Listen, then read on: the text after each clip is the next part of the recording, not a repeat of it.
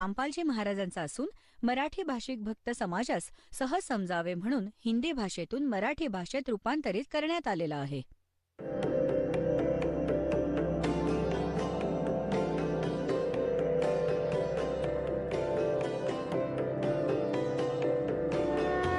और ज्ञान सब ज्ञानडी कबीर ज्ञान सो ज्ञान और जैसे घोड़ा तोब कायम करता चले मैदान. जगद्गुरु तत्वदर्शी संत रामपालजी महाराजांचे अमृत वचन सर्व पवित्र धर्मांच्या व पवित्र शास्त्रांच्या आधारावर. कोणता असा पर्याय नव्हता ज्याच्याशी तो तुलना करू शकेल. तर दासाने ही तुलना करण्याची ISI मार्कवाली वजनमाप वाटली आहेत. आता मिनिटभरात तोलू आणि या सगळ्यांचे कोथळे आणि झोळ्या रिकाम्या करून दाखवेल हा दास हे काय भरत आहेत, काय लिहित आहेत. जर कोणी व्यक्ती म्हणतो की भगवानच नाहीये, आता परमात्मा म्हणतात, अशा व्यक्ती परमात्म्याच्या शत्रू असतात, द्रोही असतात. याने या गीतासारमध्ये कशी चाल कलाकारी दाखवली आहे बघा. दाखवतो तुम्हाला. याने गीतासार लिहिलंय अभिलाष दासजीने. बघा गीतासार. आता बघा याची चतुरता दाखवतो. अध्याय नंबर 8 याने सार काढले, बाकी श्लोक सोडून दिले. गीताजी अध्याय 8 श्लोक 1 ते 4 सोडून दिले. हे पहा. 1:1 याने कुठून 5 पासून सुरुवात केली, 8 मधील. अरे वा. जी व्यक्ती श्री भगवान म्हणाले, जर जीव भगवान आहे तर हा भगवान कुठून आला मग? जी व्यक्ती मृत्यूच्या समयी फक्त माझेच स्मरण करत ते शरीर सोडून जाते, ती माझ्या स्वरूपाशी एकरूप होते, यात संदेह नाही. आता यात स्वतःची आडकाठी घातली आहे ना. इथे मध्येच 6 आणि 7 घेतले, 6 पर्यंत घेतले आणि 7 पर्यंत घेतले. हे पहा. आणि मग 8वाही घेतलंय याने. काय घेतलंय? हे पार्थ, जो मनुष्य अभ्यासाने मनाला योगामध्ये जडवून परम दिव्य पुरुषाचं निरंतर चिंतन करत राहतो, जो चित्त इतरत्र भटकू देत नाही, तोच त्याला प्राप्त करतो.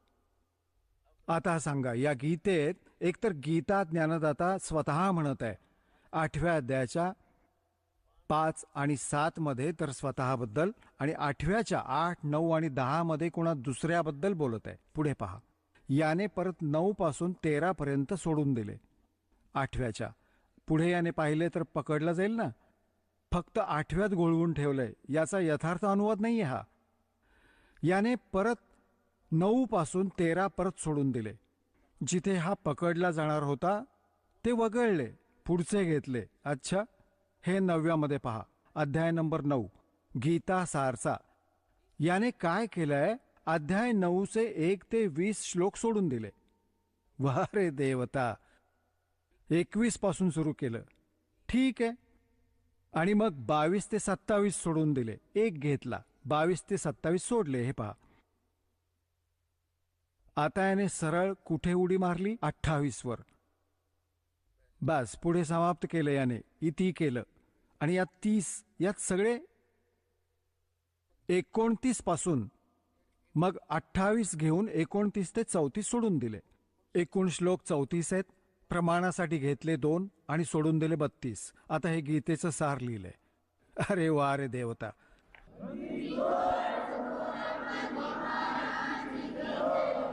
श्रीमद भगवद्गीतेच्या अध्याय नंबर 15 मध्ये आणि अगदी निर्णायक ज्ञान आहे.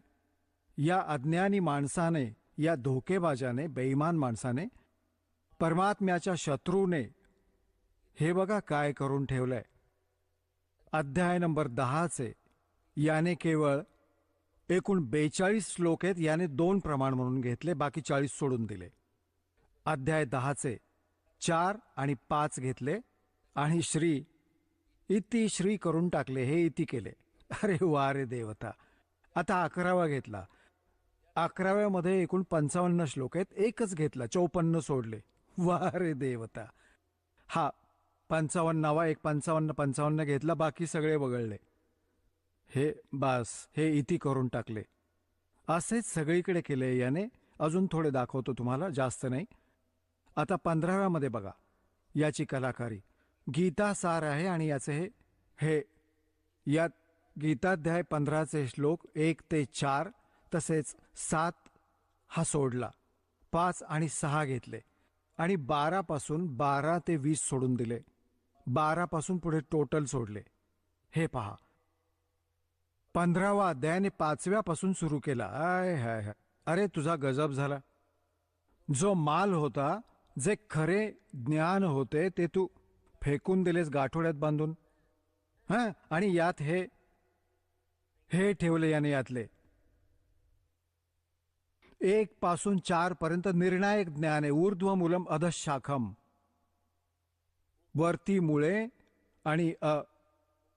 मुळे आणि खाली 3ही गुणरूपी शाखा असणारा लटकणारा, उलटा लटकणारा संसाररूपी वृक्ष आहे. आणि जी व्यक्ती ह्या सर्व भागांना जाणते, सर्व भाग जाणते, सवेदवित, तो तत्वदर्शी संत आहे. आणि हा कबीरपंथी म्हणवतो. कबीर साहेबांच्या वाणीची ओळख नाही, परमेश्वराने आपल्या वाणीत, अमरवाणीत लिहिलंय. अक्सर पुरुष एक पेड़ है, निरंजनवा की डार, और तीनों देवा शाखा है, ये पात रूप संसार. या 15व्याचे याने 1 ते 4 सोडून दिले आणि 16-17 सोडले, ज्यात एवढं निर्णायक ज्ञान आहे. हे पहा, हा गीता अध्याय 15 गीता सारे हे. आता याने केवळ 5वा घेतला, 1 ते 4 सोडून दिले आणि 6वा घेतला. हे पहा, 6वा घेतला पान 188 वर. हा 6वा घेतला. त्यानंतर याने 8वाही घेतला आणि मग 9वा घेतला, 7वा सोडून दिला, 10वा घेतला आणि 11वाही घेतला, 11वा, आणि इथं संपवलं. बस, ठीक आहे. वा रे देवता. आणि 4थ्या अध्यायाचे 1 ते 16 सोडून दिले. अरे तुझी कमाल झाली. जिथे निर्णायक ज्ञान होते 4थ्या अध्यायाचं, सर्व निर्णायक ज्ञान देऊन ठेवलं आहे की तुम्ही जर हठयोग केला तर तुमचा निर्वाह कसा होईल. हा हठयोग सांगतायत अभिलाष दासजी. हा हठयोग सांगत आहेत. हे भगवान, यांना परमात्मा म्हणतात. हे तर परमात्म्याचे दोषी आहेत, अपराधी आहेत. आणि म्हणतात की पापी पर बाद ना बैठो, मुख देखे पाप लगे जाका, 9-10 मास गर्भ त्रास दी, धिक्कार जन्म उसकी माँ का. आता याचे अभिलाष दासजीने तर असे काम केले, चतुरता दाखवून. एकेकाळी एका राजाला महाल बांधायचा होता. आपल्या मंत्र्याला ड्युटी दिली की बाबा एक चांगलं घर, चांगलं सामान जमा कर तुझ्या देखरेखीखाली. आता मंत्रीजींनी चांगला कारागीर शोधला, त्यांनी पाया रचला, सुरुवात केली घर बांधायला. मग म्हणाले मंत्रीजी, आता छत लावण्यासाठी काठी ती आणावी लागेल, कडी आणि तुळई. तर मंत्री म्हणाला की बाबा चला घेऊन ये तुझा चांगला माल निवडून. तो घेऊन आला कडी आणि तुळई घेऊन आला. एक वुडन बीम, लाकडी बीम असायचा, तुळई लाकडाचा चांगला मजबूत आणि चंदनाचा सगळा, कारण राजाचा महाल बनवायचा आहे. आता ते निवांत जागी ठेवून दिले सर्व सामान दुसऱ्या घरात. आणि जिथे महाल बांधायचा होता तिथे त्याचं कन्स्ट्रक्शन सुरू केलं त्या मिस्त्रीने, राजाने.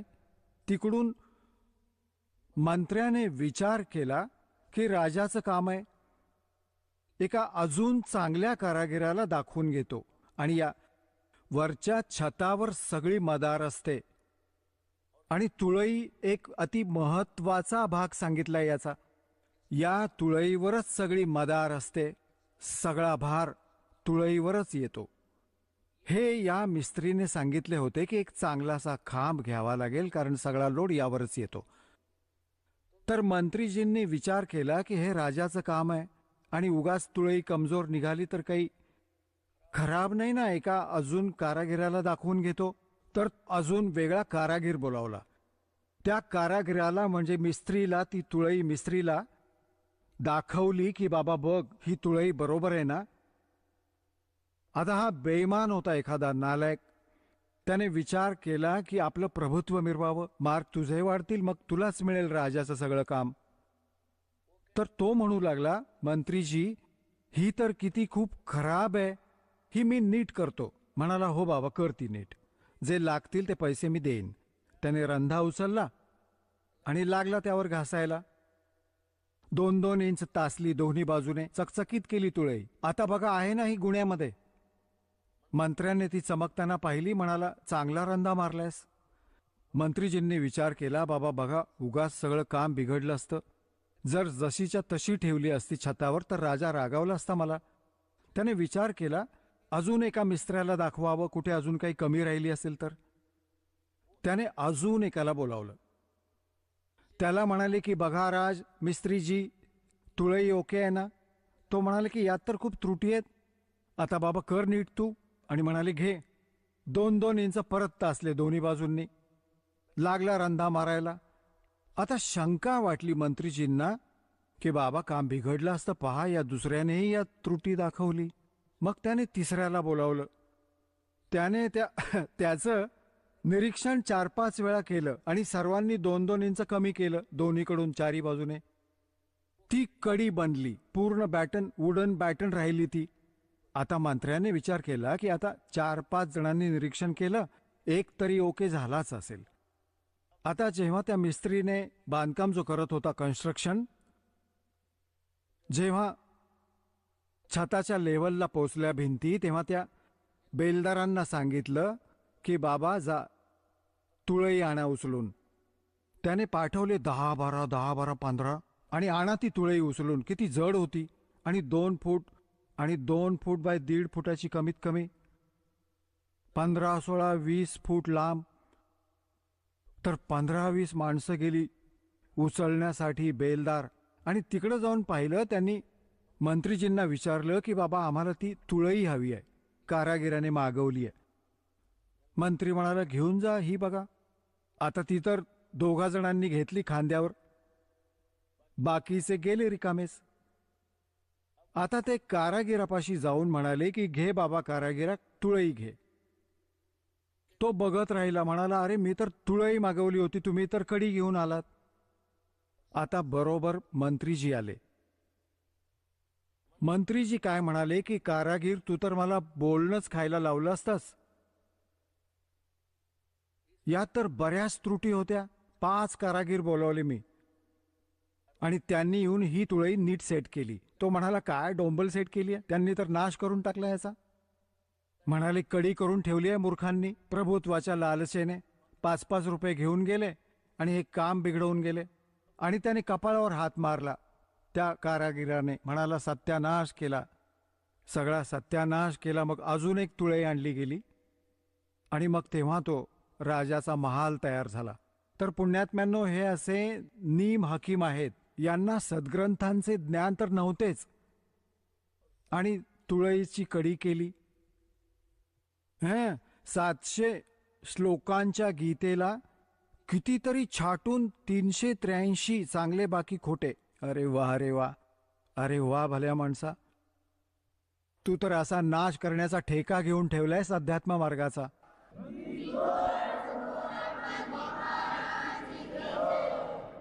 आता हे लोक,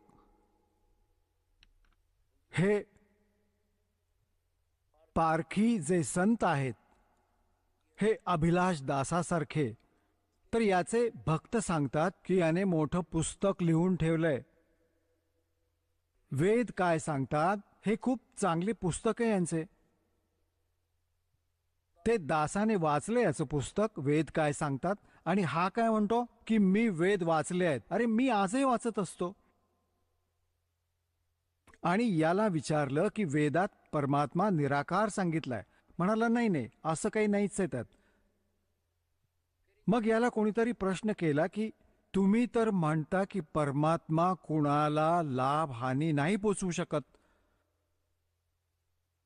म्हणजे कुणाचे, यालाच विचारतात. कारण याचं विधान आहे, हा स्वतः आपण म्हणतो. याच्या पुस्तकात लिहिलंय की प्रारब्धाची कर्मे म्हणजे नशिबातील सुखदुःखे जीवाला भोगावीच लागतील, यात कोणताच बदल नाही होऊ शकणार. आणि हा म्हणतोय की मी वेद वाचलेत. याने काय खाक वेद वाचलेत? आता दाखवतो की वेदात काय सांगितलंय. वेदात तर लिहिलंय की परमात्मा घोर पापाचा पण विनाश करतो. हे पहा, यजुर्वेद आणि हा महर्षी दयानंद सरस्वतींनी केलेला याचा अनुवाद आहे. प्रकाशक आहेत सार्वजनिक आर्य प्रतिनिधी सभा 2/5 महर्षी दयानंद भवन, रामलीला मैदान, नवी दिल्ली. दिल्लीहून इथून आणि हे इथून छापलंय. Prince offset printers, 1510 Pataudi house, Daryaganj, नवी दिल्लीहून. 8व्या अध्यायाचा आणि 13वा श्लोक दाखवतो तुम्हाला. 8व्या अध्यायाचा 8 अष्टदशो याचा 13वा श्लोक. यात काय लिहिलंय की देवकृतस्य एनस्य एव जनमसी, मनुष्यकृतस्य एनस्य एव जनमसी, पितृकृतस्य एनस्य एव जनमसी, आत्मकृतस्य एनस्य एव जनमसी, एनस्य एनस्य एव जनमसी. आता हे 241 पान आहे. इथे संस्कृत वाचलंय. आता 242 पानावर याचा अनुवाद आहे.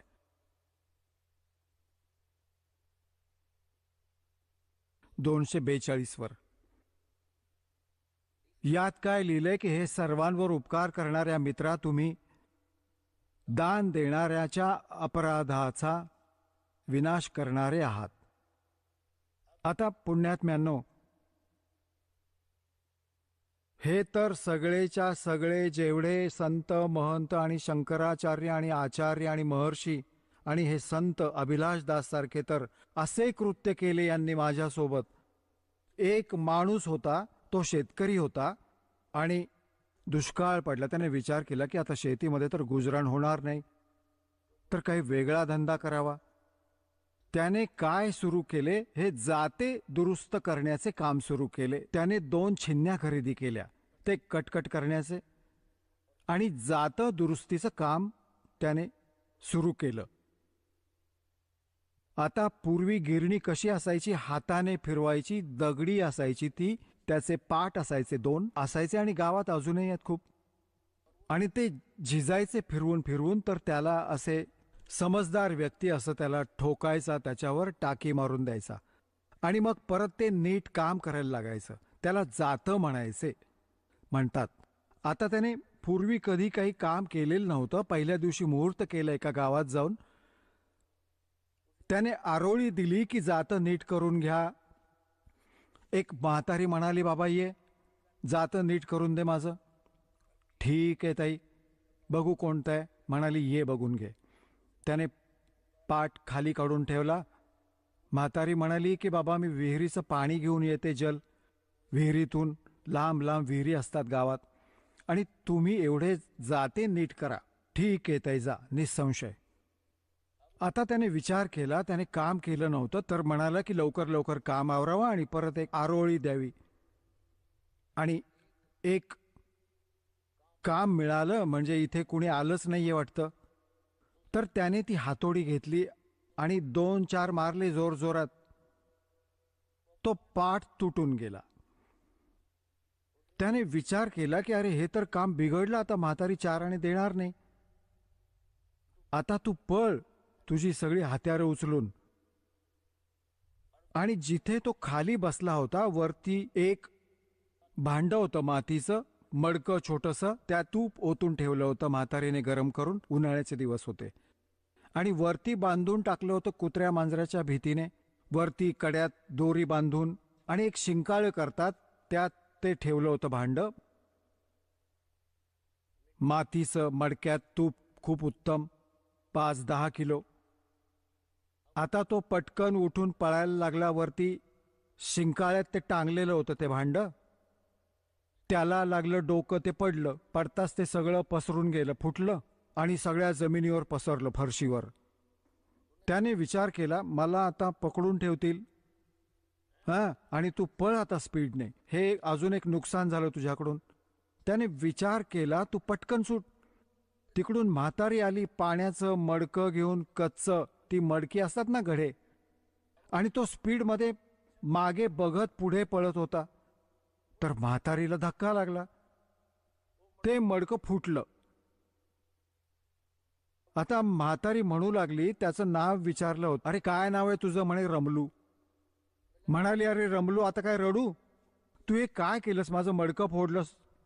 तो म्हणाला ताई आज जाऊन बघा, जा रडा जा.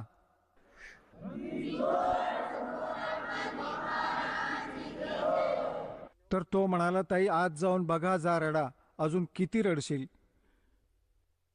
तर आता किती रडू, याने एक नाही सगळ्या जात्याची वाट लावली आणि आता हे नुकसान केलंय. असा हा महर्षी दयानंद वेदांचा विद्वान म्हणून मिरवत होता आणि याच्यासारखा विद्वान नाही. यानेही या पॉइंटवर काय म्हटलंय की परमात्मा निराकार आहे आणि परमात्मा साधकाच्या पापाचा नाश नाही करत. सांगा, आणि अजून परमात्मा काय करणार जेव्हा आपलेच दुःख, आपल्याला काही कष्ट आहेत प्रारब्धात आपल्या जीवनात, ते पापामुळे होतात आणि सुख पुण्यामुळे मिळते. आणि त्या दुःखाचा नाश होईल जेव्हा आपल्या प्रारब्धातील पापाचा नाश होईल. जसे पायात काटा रुतलाय कुणाच्या आणि त्याला कोणी हे सांगितलं की आता पायातील काटा तर निघणार नाही, बूट घाल, पुढे काटा नाही लागणार. त्या काटा घातलेल्या पायात बूट नाही घालतायत. तो जेव्हा काटा निघेल आणि मग त्याला सांगा, सल्ला द्या की आता बूट काढू नकोस, पुढे प्रवासात खूप काटे आहेत, तर मग या भीतीने तो बूट कधीच नाही काढणार की कुठे परत काटा नको लागायला. तर पुण्यात्म्यांनो, कोणाचे काही कष्ट आहेत, शरीरात आहेत, कोणती सांसारिक काही दुःख आहेत, कोणती लाभ हानी, काही हानी होत आहे, काही कर्ज झालंय, तर त्यामुळे दुःखी येतो. आणि कोणी म्हणत असेल की हे तर तुझे प्रारब्ध आहे, तुला भोगावंच लागेल, तुला भक्ती कर. आता सांगा, कोणी दुःखी माणूस भक्ती करू शकतो? ज्याला द्यायचं असेल 2 लाख रुपये कर्ज, उभा राहिलेला दिसत असेल कर्जदार, अजूनही काही डोकं दुखत असेल, पोट दुखत असेल, तो कशी भक्ती करेल? तर आधी तो काटा निघू दे पापकर्माचा, तेव्हा सुख मिळेल. आणि मग तो राम नामाचा बूट, त्याला ही मर्यादा सांगितली जाते की भक्ती द्या, मग आजीवन पालन करेल तो भक्त. तर हे काय सांगतायत म्हणतायत, एक झलक बरोबर एका नकली महर्षीची अजून दाखवतो. दोघांचा ताळमेळ जवळजवळ मिळते जुळते त्यांचे विचार बघा. हे एक सत्यार्थ प्रकाश, याची रचना महर्षी दयानंद यांची. आता पहा, महात्माजींना बघितलं या पोजमध्ये तर माणूस मरण पावेल कापून, आणि महर्षी पूर्ण असतील, भगवान प्राप्त झाला याला. आ हा हा. आणि हे पहा, याचं ज्ञान दाखवतो, एकच झलक दाखवतो, खूप वेळ नाही लावत. याचे तर धोतरच धुवून ठेवलंय आम्ही कधीच. हे पहा, हा सत्यार्थ प्रकाश आहे आणि यात काय लिहिलंय की वेद आदी विविध सत शास्त्राप्रमाणे समन्वितः. कोणाच्या द्वारे? म्हणजे वेद आदी सर्व विविध प्रकारच्या सत शास्त्रांच्या आधारे याची रचना झाली आहे. कोणी केली आहे रचना ही? याची बघा केवढी महिमा सांगितली आहे महर्षी दयानंदची. श्रीमद परमहंस परिव्राजक आचार्य महर्षी दयानंद सरस्वती स्वामी विरचित. आणि हे कुठून प्रकाशित आहे? वैदिक यतिमंडळ, दयानंद मठ, दीनानगर, पंजाब इथून. हे छापलं कुठे आहे?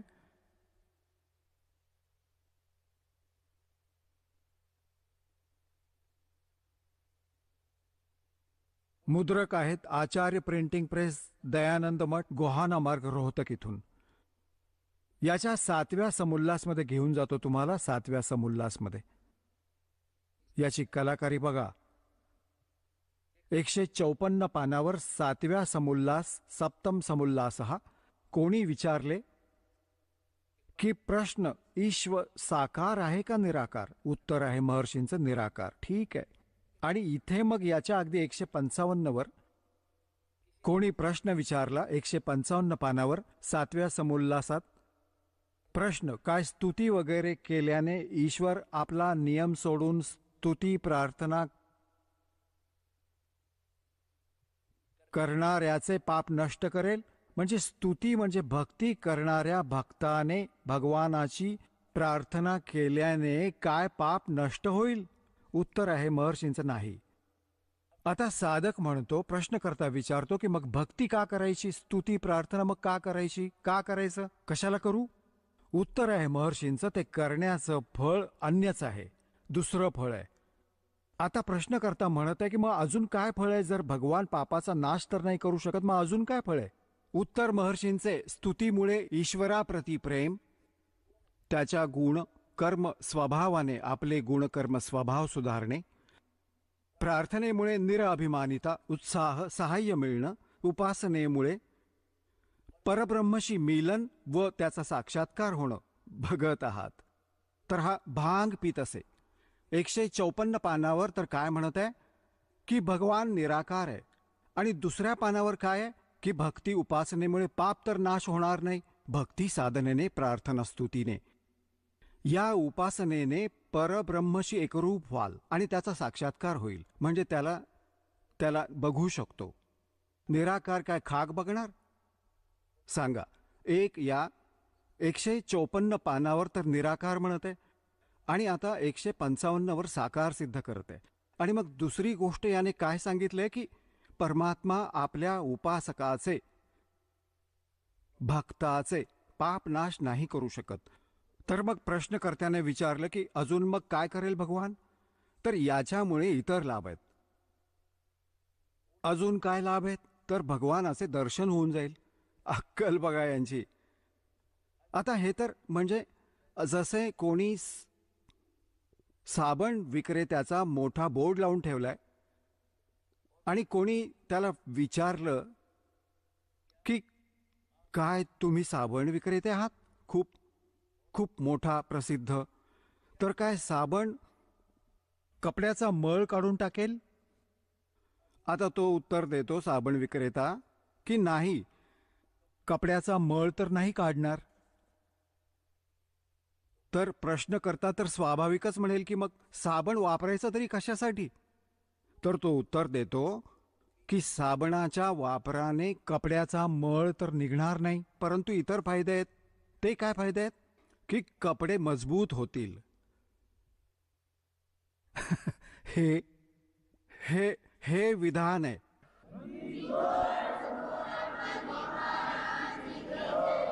अरे, जर साबणाच्या गुणांमध्ये लिहिलेलं आहे की तो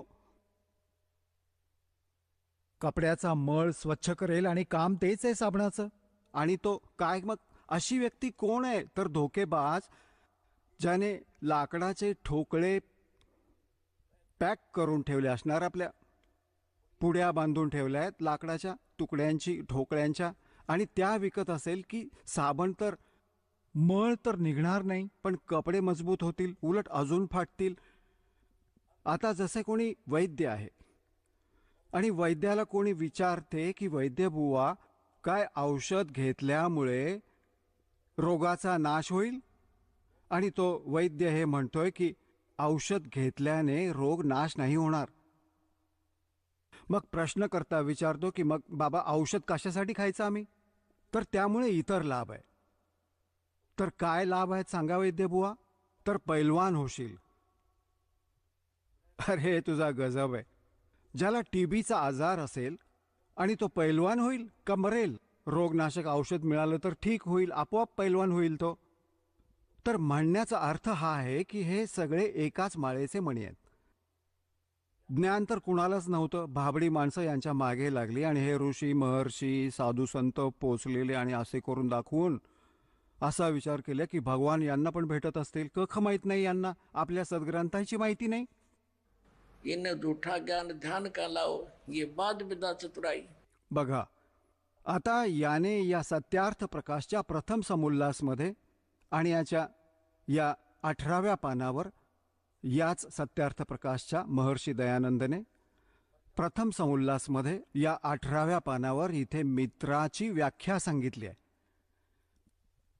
काय सांगितलंय की तो परमेश्वर सर्वांचा खरा मित्र आहे, त्यामुळे परमेश्वराचे नाव मित्र आहे. हे याने प्रथम सत्यार्थ प्रकाशच्या प्रथम समुल्लासमध्ये परमात्म्याच्या नावाची व्याख्या करून ठेवली आहे की कोणकोणत्या नावांनी परमात्म्याचा बोध व्हायला पाहिजे.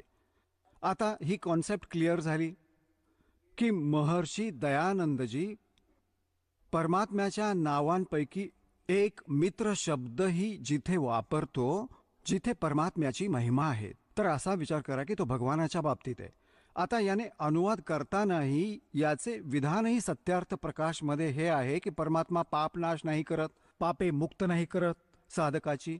तर इथे वेदात यजुर्वेदाच्या 8व्या अध्यायाच्या 13व्या श्लोकात 6 वेळा लिहून ठेवलंय की घोर पापाचाही नाश परमात्मा करत असतो. तर याने विचार केला की सत्यार्थ प्रकाशमध्ये तर असं लिहून ठेवलंय.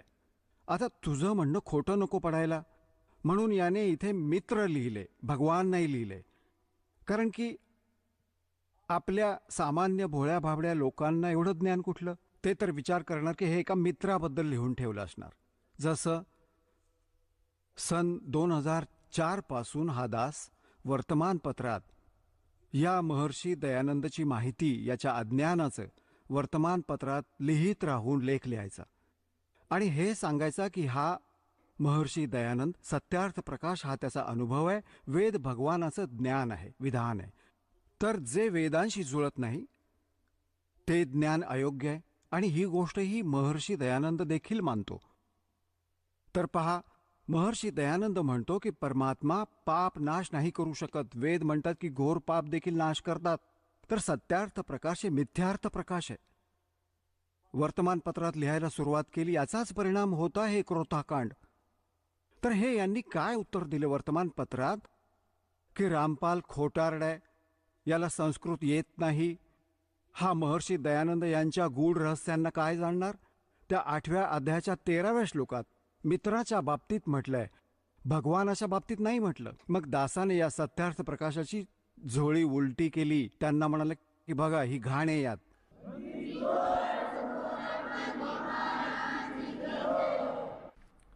आता आपण परत येऊया यजुर्वेदाच्या या महर्षी दयानंदचा अनुवाद. महर्षी दयानंदचा अनुवाद आहे हा यजुर्वेद. आता आम्ही परत यात दाखवतो तुम्हाला.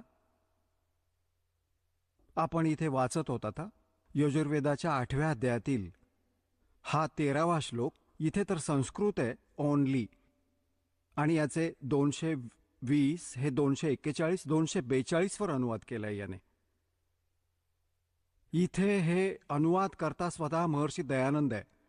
हे सर्वांवर उपकार करणारे मित्र लिहून ठेवलंय इथे. इथे लिहायचं होतं सर्वांवर उपकार करणारे परमेश्वर. आणि सत्यार्थ प्रकाशमध्ये याने स्पष्ट केलंय की सर्वांचा खरा मित्र साथी असल्या कारणाने परमात्म्याचे नाव मित्र माना.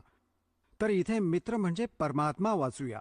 बघा, हे सर्वांवर उपकार करणारे परमेश्वर तुम्ही, दान देणाऱ्याच्या, एनस्य म्हणजे अपराधाचा, विनाश करणारे आहात, नाश करणारे आहात, एव जन्म. आपण संस्कृत देखील वाचूयात कारण की देवनागरी लिपी आहे. आणि मनुष्यकृतस्य, साधारण माणसाने केलेले ऐनस्य म्हणजे अपराध, अपराध म्हणा किंवा पाप म्हणा. ऐनस्य, ऐनस्य म्हणजे अपराध, अपराध म्हणा किंवा पाप म्हणा.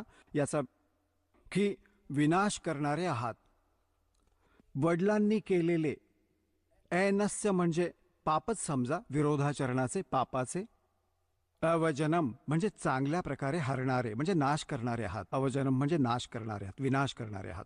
स्वतः केलेले, आत्मकृतस्य, स्वतः केलेले ऐनस्य म्हणजे पापाचे. अवजनम म्हणजे नाश करणारे आहात, दूर करणारे आहात.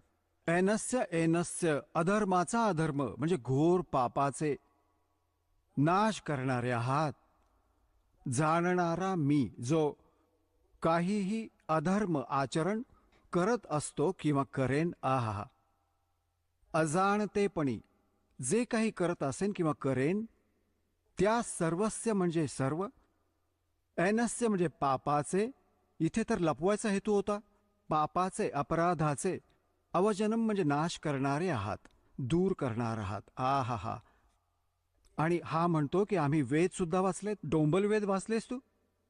वेद तर म्हणतात परमात्मा घोर पापाचाही नाश करतात आणि हा म्हणे की याच्यात जे लिहिले ते फायनल आहे. यांच्या मनगडण लिहिलेल्या कहाण्या आहेत. जनताचे शत्रू होऊन बनून पृथ्वीवर अवतरले आहेत. आणि खास करून जो हे म्हणतो की भगवानच नाहीये आणि आध्यात्मिक आहे, म्हणे स्वतःला आध्यात्मिक देखील म्हणवतो. काय तुझी कमाल झाली हे भगवान. आता पुण्यात्म्यांनो थोडीशी कलाकारी याची अजून दाखवतो.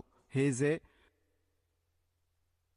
पारखी संत आहेत, हे परमात्म्याच्या त्या वाणीला, बीजकला सत्य मानतात, फक्त बीजकला.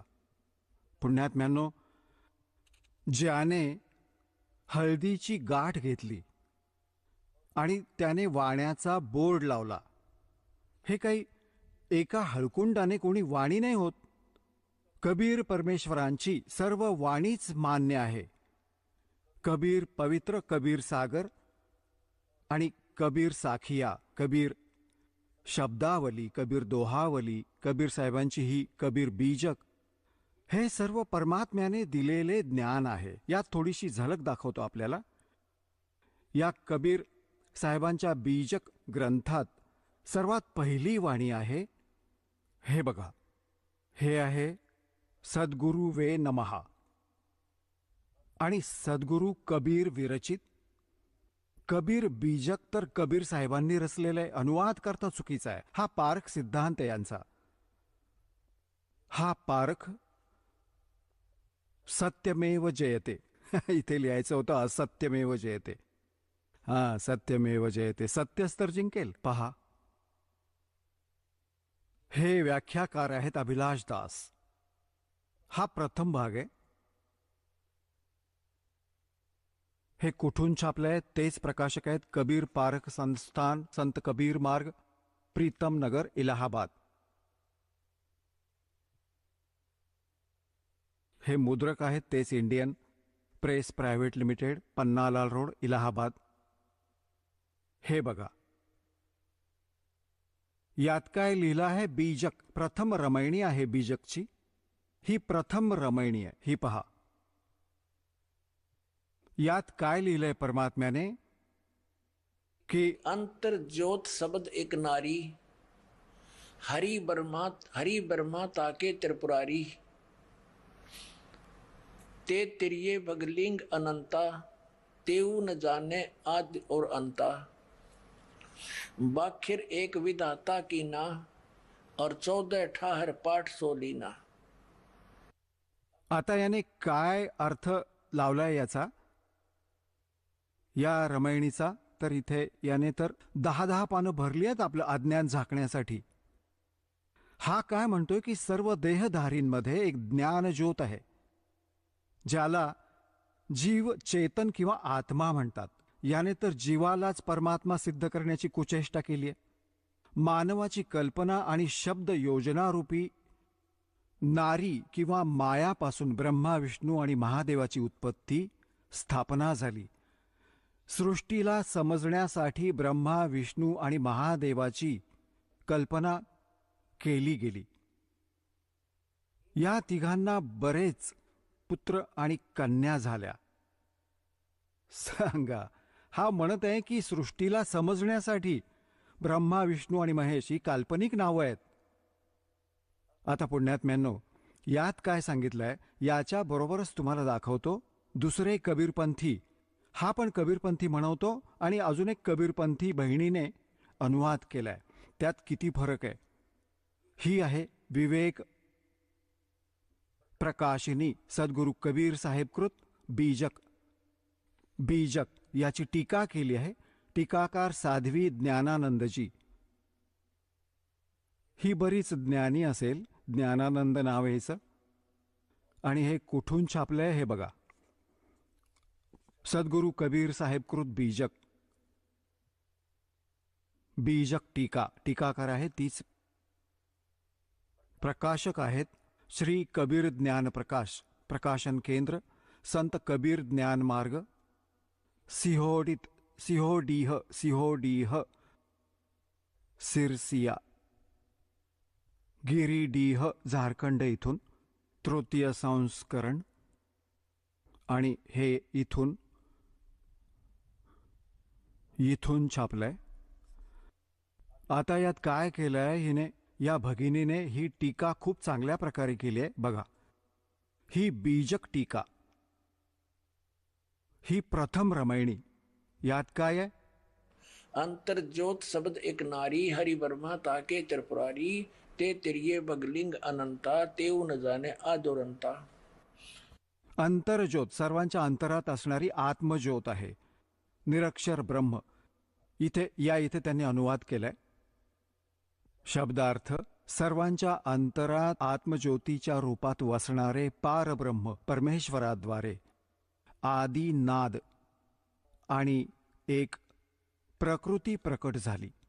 अनादी आणि प्रकृतीच्या संयोगाने सृष्टीचे आधारभूत ब्रह्मा, विष्णू ब्रह्मा आणि शंकर सद्गुण, तमगुण, रजगुण उत्पन्न झाले.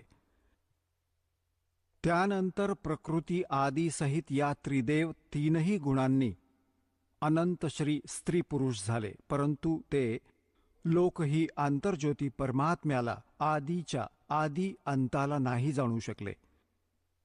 आता वाखरी बाणी हे या वाखरी एक विधाता कीना 14 ठार पाठ सोलीना हरिहर वर्मा महंतो नाऊ तीन पुन तीन बसावल गाऊं.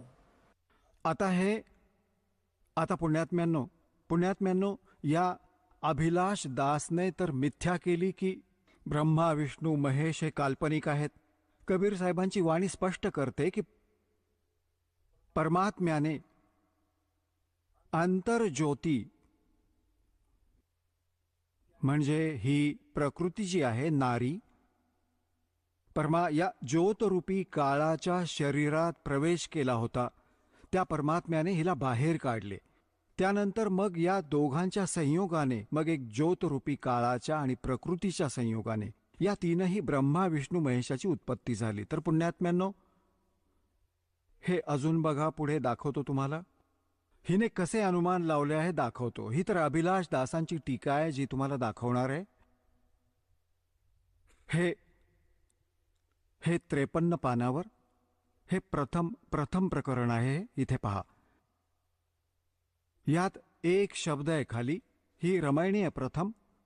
प्रथम आरंभ कौन को भऊ दूसर प्रगट कीन सोठऊ प्रगटे ब्रह्मा विष्णु शिव शक्ति प्रथम भक्ति कीन जीव उक्ती प्रगटे पवन पानी. आणि हे सगळं काही लिहिलंय. मग काय सांगितलंय की जीव शिव सब प्रगटे वह ठाकुर सब दास और कबीर और जाने नहीं एक राम नाम की आस.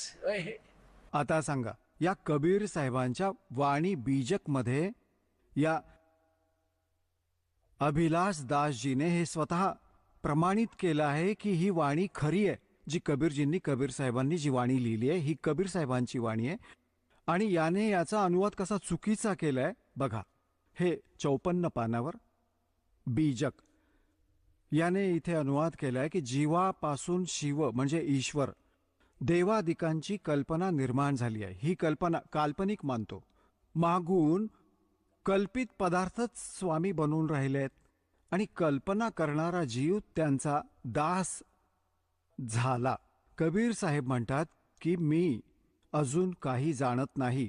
मला केवळ त्या आत्मस्वरूपाचीच आशा भरवसा आहे ज्याचे राम नाम आहे. हा जीवला राम सिद्ध करू पाहत आहे ज्याचं राम नाम आहे.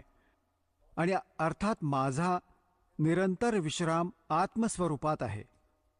हा गोल फिरवून काय म्हणतोय की जीव म्हणजेच ब्रह्म आहे. आणि जेव्हा की या वाणीचा प्रत्यक्ष अर्थ बघा, ही वाणी जी 53 पानावर आहे, इथे तर ही वाणी आहे. पुढे याचा स्वतःचा चुकीचा अनुवाद आहे. जीव शिव सब प्रगटे वह ठाकुर सब दास. शिव म्हणजे परमात्मा. हे फक्त शिव किंवा शंकरासाठी नाहीये.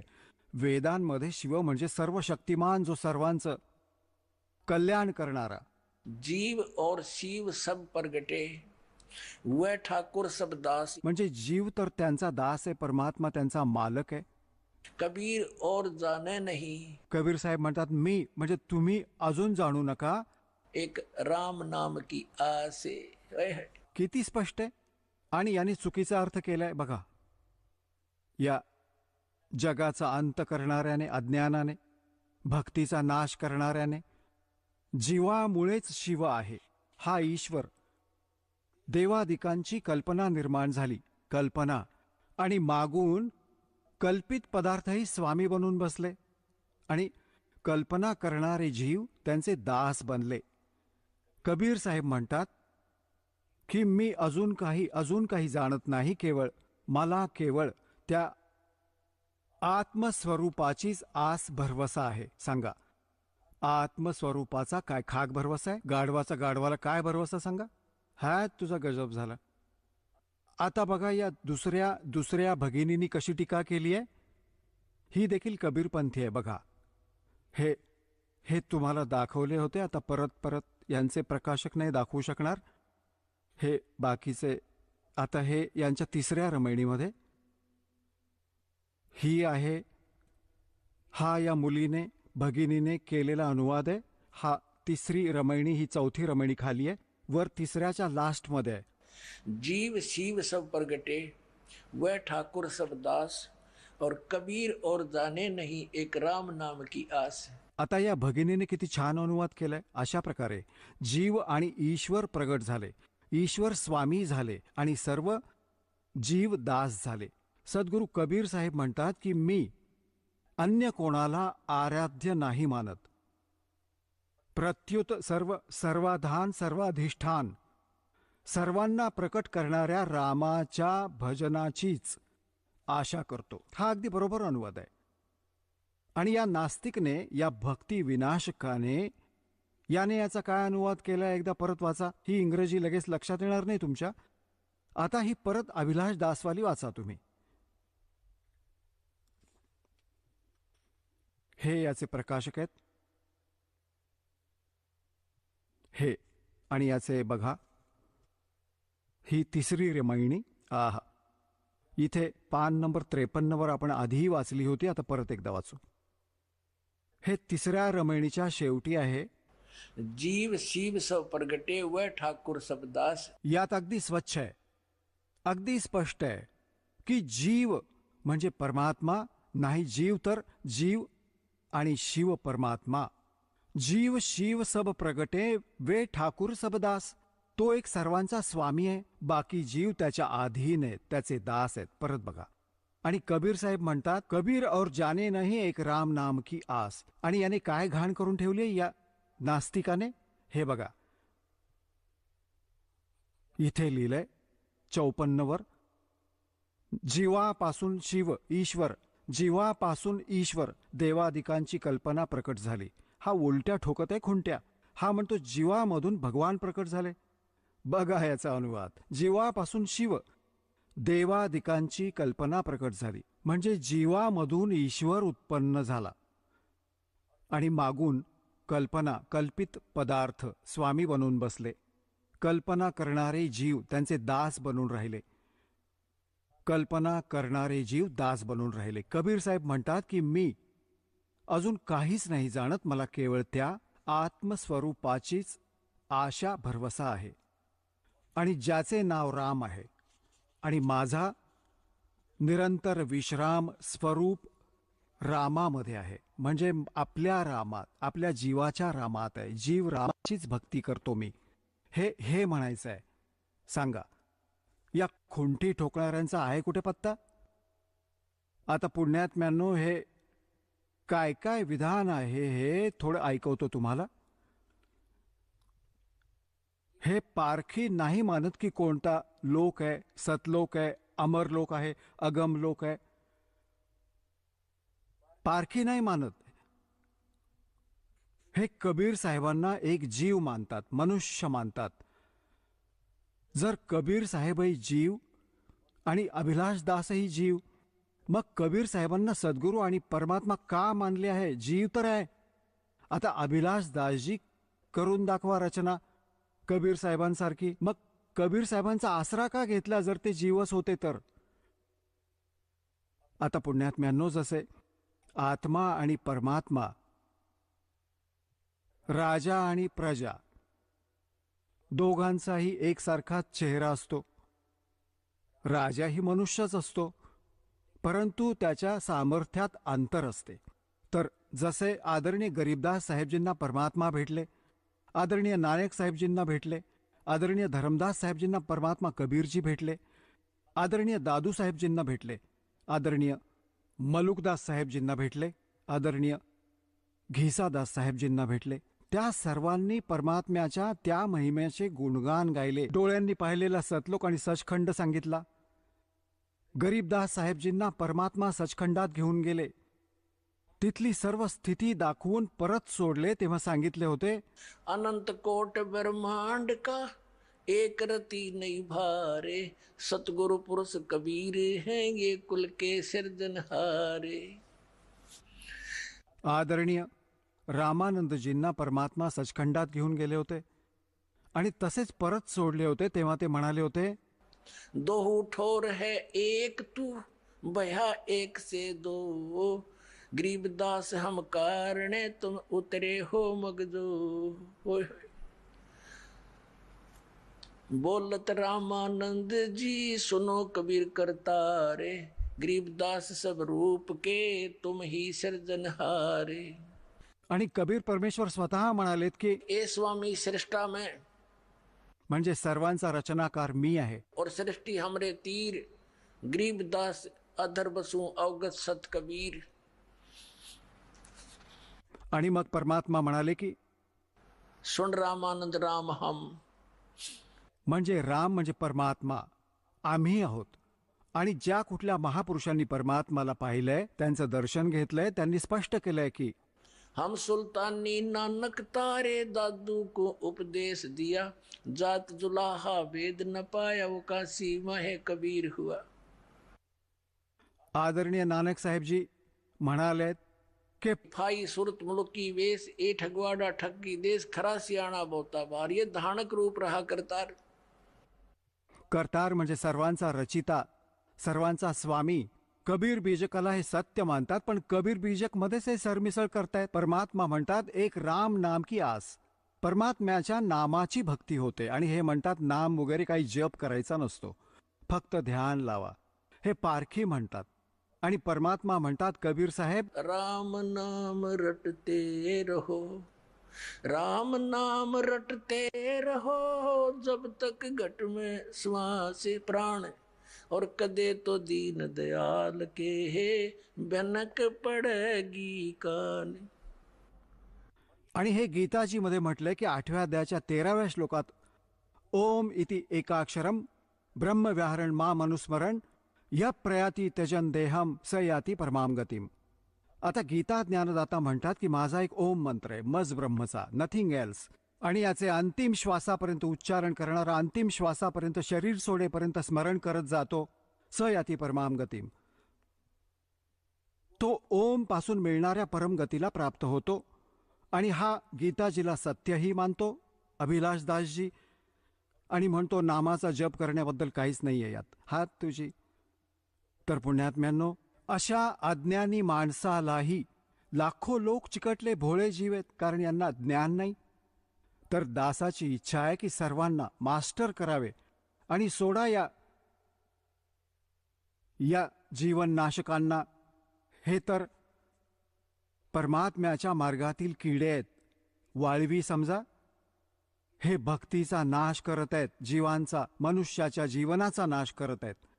तर या ज्ञानाशी परिचित होऊन प्राणी पुण्यात्म्यांनो आपले आपणच सोडून येतील त्या नकलींना आणि सतलोक आश्रम बरवाला मध्ये येऊन कल्याण करवतील. बोलो सतगुरुदेव.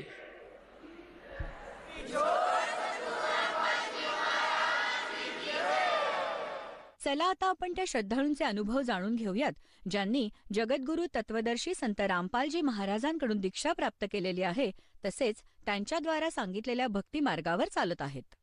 नमस्कार. नमस्कार. आपलं नाव? धरमसिंग छगन मेहर. आपण कुठून आलात? रमदलवाडी, तालुका बदनापूर, जिल्हा जालना, महाराष्ट्र. आपला व्यवसाय काय आहे? शेती धंदा आहे. संत रामपालजी महाराजांची गुरुदीक्षा आपण कधी घेतली? 8/5/2014. संत रामपालजी महाराजांची गुरुदीक्षा घेण्या अगोदर आपण व आपला परिवार कोणती भक्ती साधना करत होतात? हनुमान चालीसा, महादेवाची भक्ती, गणपतीची भक्ती, देवी देवताची.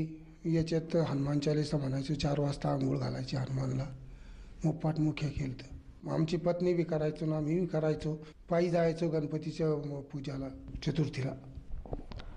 जसं तुम्ही सांगत आहात की आपण महाराष्ट्रामध्ये जी काही प्रचलित भक्ती साधना आहे, देवी देवतांची पूजा करणे, मंदिरात जाणे, उपासना करणे, या भक्तिसाधना आपण करत होतात, तर आपण संत रामपालजी महाराजांच्या शरणात का आलात? मी देवीची यात्राला गेलतो आंबडच्या. तिथं एक भगतजी आपले हे ज्ञानगंगा ऐकत होते. ती ज्ञानगंगा घेतली आणि ती वाचली, तर त्याच्यात ब्रह्मा विष्णू महेश ते वेगळं दिसायला. आम्ही भजनं बी सांगत होतो, पण हे प्रश्न आणि ते रात दिवस मग चिंताच लागली आम्हाला की आता हे संत कधी भेटणार आपल्याला आणि याच्या शरणमध्ये कधी जाणार आपण. त्याची तळमळी लागली आम्हाला. मग आता जायचं तर हरियाणाला कसं जायचं? मग इकडं तिकडं एक तर आपलं एकटे इतक्या लांब जाऊ शकत नाही. मग आता एक शेवगाव म्हणून गाव आहे, तिथं एक पाहुणा आला आमच्या घरी. ते म्हणे आमच्या इथलं भगतजी आहे म्हणे तिथं. मग त्याचं मला बाबा ते कधी बी चालता तर तुम्ही फोन करा, मी त्याच्यासोबत जाईन. मग त्याच्यासोबत मी याला गेलो हरियाणाला आणि तिथं आपलं बडवाऱ्याला नामदान दीक्षा घेतली. सर, जसं तुम्ही सांगत आहात की आपण हरियाणा स्थित बरवाला आश्रमात जाऊन संत रामपालजी महाराजांची नामदीक्षा घेतली, तर जेव्हा आपण संत रामपालजी महाराजांची नामदीक्षा घेतली त्यानंतर आपल्याला आपल्या परिवाराला या साधनेमुळे काय काय लाभ किंवा काय काय अनुभव आलेत? तो पुष्कळ झालेला अनुभव म्हणजे तिथे गेल्याबरोबरच आम्ही अशी डायरीगिरी भजनात सांगत होतो. भजनाची डायरी काढून ठेवली. मग तिथं नाम दीक्षा घेतल्यावरच एकदम शरीर हलकं झालं. मला पोटाची बिमारी होती, इतकी होती की म्हणजे ती एक दिवसच टळत होतं की ऑपरेशन केलं पण हे काही पोट राहायना, डागून काढलं, हे केलं तर 25 वर्षानं पोटाची बिमारी होती. तर ती बिमारी 5-6 महिन्यानंतर मग आपला पोटच दुखलं नाही. मी दवाखान्यात गेलोच नाही. डॉक्टर मला म्हणे की तुम्ही दवाखाना सोडून दिला, दुसऱ्या दवाखान्यात जाता. म्हणलं नाही, मग मी बिमारच पडलो नाही. म्हणलं बिमारच पडलो नाही. असं तिथून हे लाभ भेटलं. हे घर नव्हतं, 4 पत्तर होते, तर ते घरं बी संत रामपाल महाराजच्या कृपेने ते घरं झालं. जसं तुम्ही सांगत आहात की संत रामपालजी महाराजांच्या सद्भक्तीमुळे आपल्याला जो काही पोटाचा विकार होता तो पूर्णतः बरा झाला. तर मला असं विचारायचं आहे की हा जो आपल्याला पोटाचा त्रास होता हा किती वर्षापासून होता आणि आजच्या घडीला सद्यस्थितीला आपलं जे दुखणं आहे ते बरं होऊन किती दिवस लोटले आहे? 20-25 वर्षानं पोट दुखत होतं. लग्न झालं तेव्हापासून आता जवळजवळ 5-6 वर्ष झाले. 6 वर्ष तसं पोट काही दुखलं नाही. आणि ह्या दुखण्यासाठी आपण आता काही औषधोपचार घेत आहात का? नाही, काही नाही घेत. सर, जसं तुम्ही सांगत आहात की संत रामपालजी महाराजांच्या आशीर्वादाने आणि त्यांच्या सद्भक्तीमुळे आज आपल्याला जी काही शारीरिक पीडा होती ती दूर झाली, त्याचप्रमाणे आपल्याला जे काही घर हवेसे होतं ते सुद्धा सद्गुरूच्या कृपेने आपल्याला मिळालं. तर ह्या आपल्या अनुभवातून आपण आपल्यासारख्या इतर समाज बांधवासाठी काय संदेश द्याल? समाज बांधवांना हेच मी विनंती करेन की संत रामपाल महाराजच्या शरणमध्ये ह्या, लवकर आपलं कल्याण करून घ्या. सर, जसं तुम्ही सांगत आहात की समाजाने संत रामपालजी महाराजांच्या भक्तिमार्गात यायला हवं आणि आपलं कल्याण करायला हवं, तर ह्या अनुषंगाने जर कोणाला जाणवत असेल की त्यांनी संत रामपालजी महाराजांची नामदीक्षा घ्यावी, तर ती व्यक्ती सद्गुरू संत रामपालजी महाराजांची नामदीक्षा कशी घेऊ शकेल? संत रामपाल महाराजच्या सत्संग चालू आहे आणि ते खाली याच्यावर चॅनलवर ते मोबाईल नंबर येतात. त्या मोबाईल नंबरवर तुम्ही कॉल केलं तर तुम्हाला जिल्ह्यात केंद्र खुललेले नामदान केंद्र, तिथं जाऊन नामदीक्षा घेऊ शकता. सर, या नामदीक्षेसाठी त्या साधकाला किती पैसे मोजावे लागतात? 1 रुपया पण लागत नाही, काहीच खर्च नाही लागत. उलट भक्ती ज्ञान पुस्तक आपल्याला भेटतं, फोटो सोबत भेटतं, प्रसाद भेटतं, फुकट भेटतं. एवढं. धन्यवाद. सतसाहेब.